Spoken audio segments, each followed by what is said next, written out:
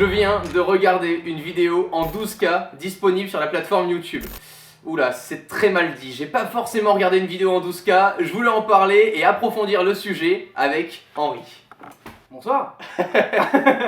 Henri, on vient de regarder une vidéo en 12K. On était tous les deux sur le canapé. Exact, cet endroit exact. C'est ouf, hein? Ouais, c'est incroyable. Très impressionnant. Mais c'est surtout que ça soit aujourd'hui disponible et qu'on puisse le visualiser en tant que grand public. Sur une plateforme grand public, ouais. Alors grand public, oui et non, parce que là on parle d'une définition, résolution, on revient vite là-dessus. Oui. La définition.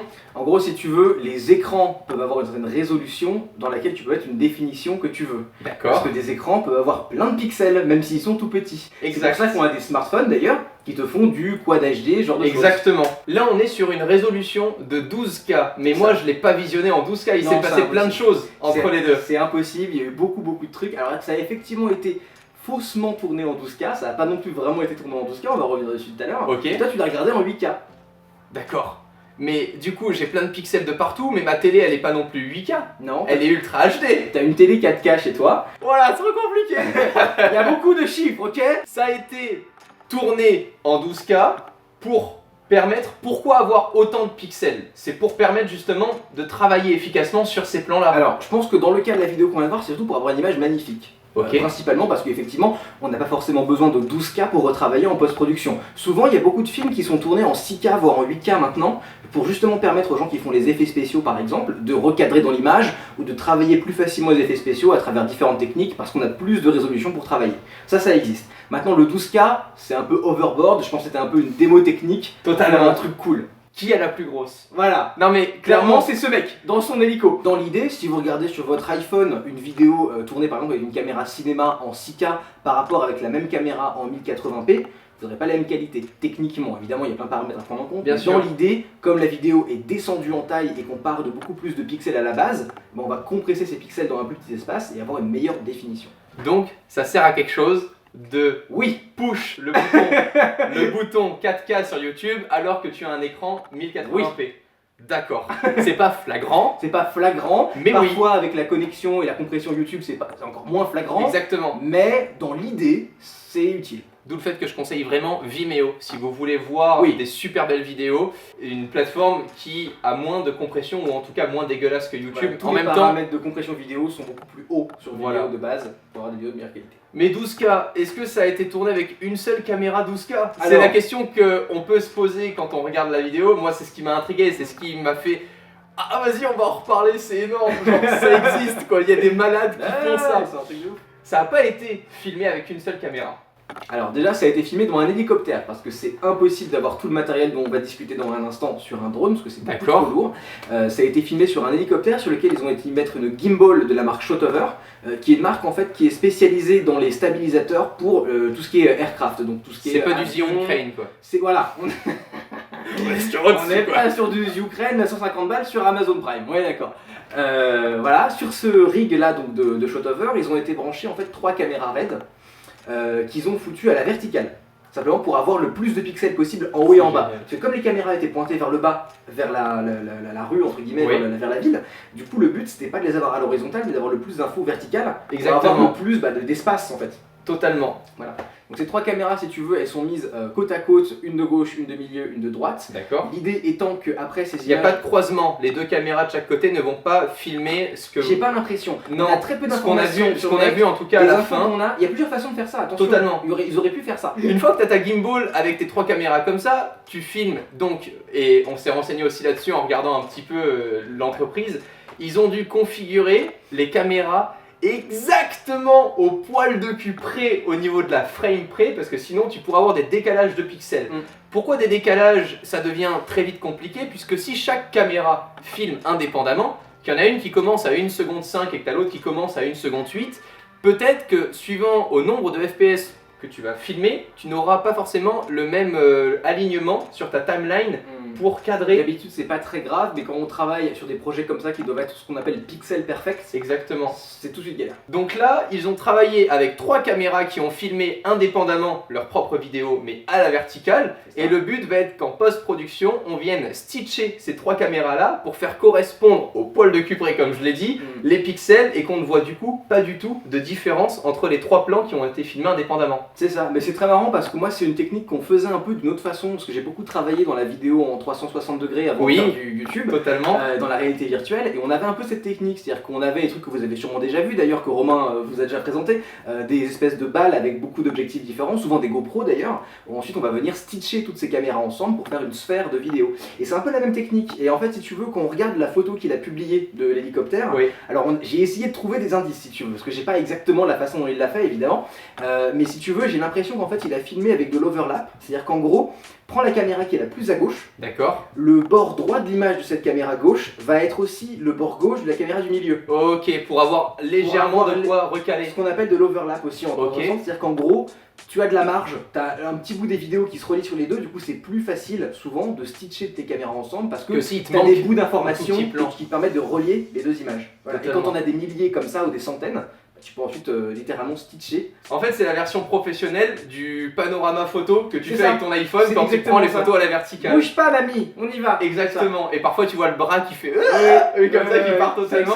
Mais parce que là, pour le coup, les photos n'ont pas été prises au même moment. C'est ça qui fait que parfois, on peut avoir des décalages quand notre scène bouge. Là, c'est de la vidéo, donc on aura juste à caler pour que nos plans se rejoignent. Voilà. Et comme les caméras sont synchronisées via ce qu'on a parlé tout à l'heure, donc le timecode, c'est-à-dire que toutes les caméras professionnelles ont un timecode, qui est en gros une espèce d'horloge temporelle de référence.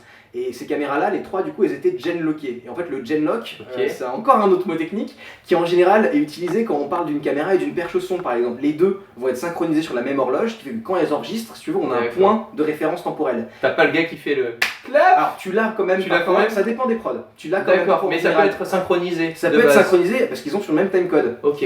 Et donc du coup, ces 3 caméras-là, elles ont été gen-lockées ensemble, donc elles tournaient sur la même horloge, ce dont tu parlais tout à l'heure, ce que tu expliqué tout à l'heure. Ça s'appelle du gen-lock. Et du coup, ça permettait d'avoir ces images synchronisées. La chose à prendre en compte aussi dans ce genre de réel là, c'est qu'il faut avoir exactement les mêmes caméras, les mêmes réglages, dont le timecode dont on a parlé, avec aussi les mêmes objectifs. C'est très important. C'est pour ça d'ailleurs, je reparle toujours de la réalité virtuelle, mais c'est pour ça qu'on utilise les mêmes GoPro sur une boule. C'est parce qu'on ne veut pas avoir une caméra qui est configurée différemment ou qui nous donne un rendu d'image différent, parce que ça va se voir. Quand tu sors d'une prod comme celle-ci avec 100 millions de pixels, ça sert à rien de diffuser les 100 millions de pixels parce que justement, comme on l'a expliqué au début, c'est d'avoir de la marge pour pouvoir un peu recadrer, retravailler son image. Et surtout, tu peux pas, parce qu'il faut savoir que sur YouTube par exemple, le maximum théorique de résolution c'est 8K. Et tout le monde n'y a pas accès. Je crois, si je me souviens bien, c'est encore en bêta. Il n'y a que certains partenariats YouTube qui ont accès à MKBHD, notre dieu à tous. Hey, what is up guys, MKBHD here.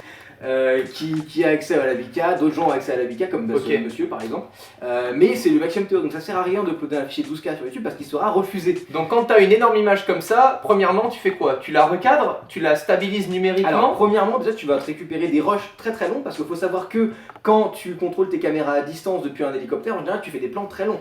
Oui, tu vas pas t'amuser à activer, tu te retrouves avec des fichiers .r3d qui est le format de RAID. D'accord. Tu te retrouves avec des fichiers .r3d de plusieurs, qui peuvent aller jusqu'à plusieurs centaines de gigas.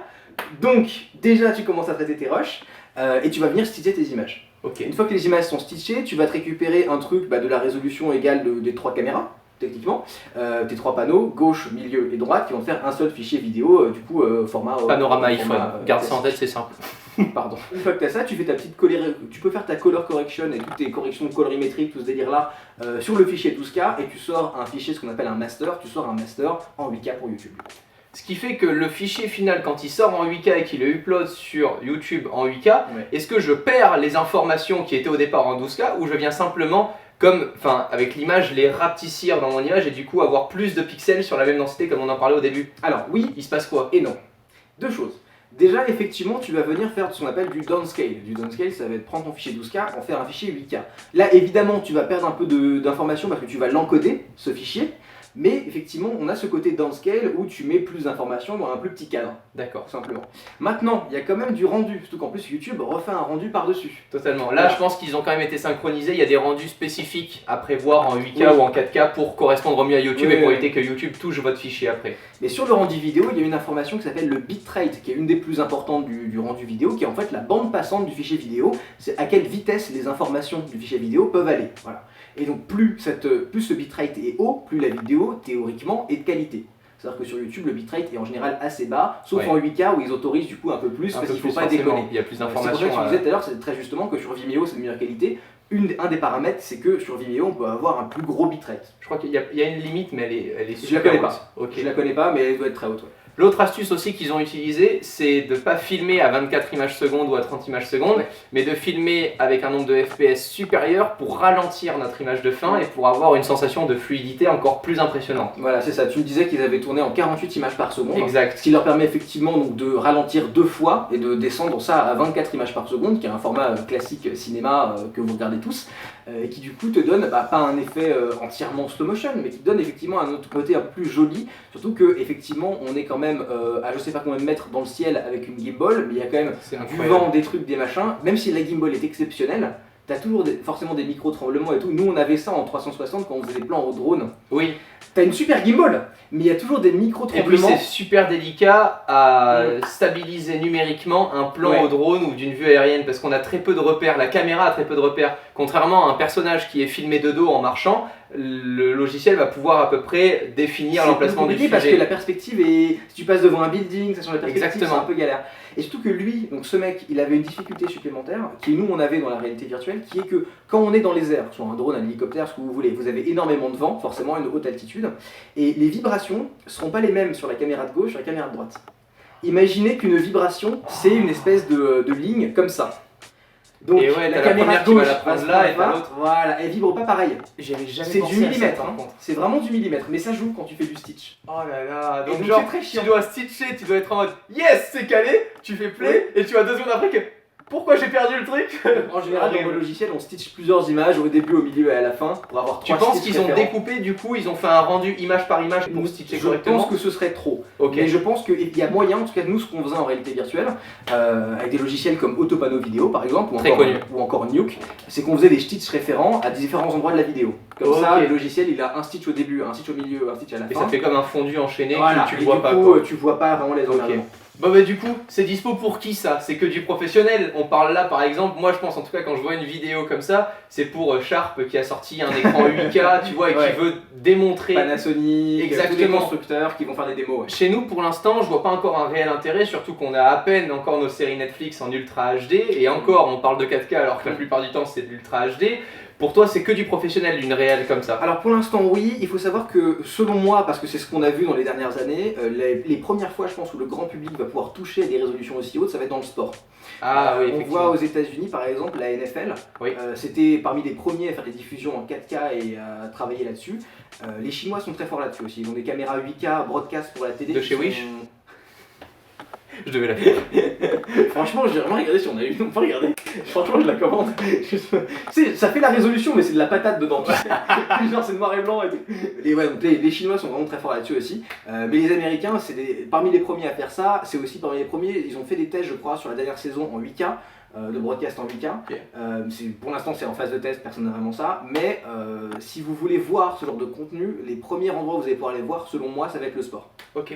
Après, on a été habitué à le voir dans des séries ou à le savoir surtout au cinéma. Ça existe depuis très longtemps de filmer à des très hautes résolutions, mais pas de mettre en pratique ces résolutions-là. C'est du downscale, ce qui se passe la plupart du temps en cinéma. C'est pas nouveau ce qu'on dit là, c'est simplement que moi ça me m'épate de voir une résolution 8K sur YouTube avec une vidéo qui a été traitée surtout avec 3 caméras à la verticale. C'est pour ça que j'étais super content de pouvoir vous en partager un petit peu plus comme ça dans cette vidéo. On a pu répondre, je pense, à la plupart des questions. Je laisse évidemment le lien de la vidéo dans la description pour que vous puissiez vous faire votre propre avis sur votre téléphone Wiko. Et je remercie également mon pote Henri.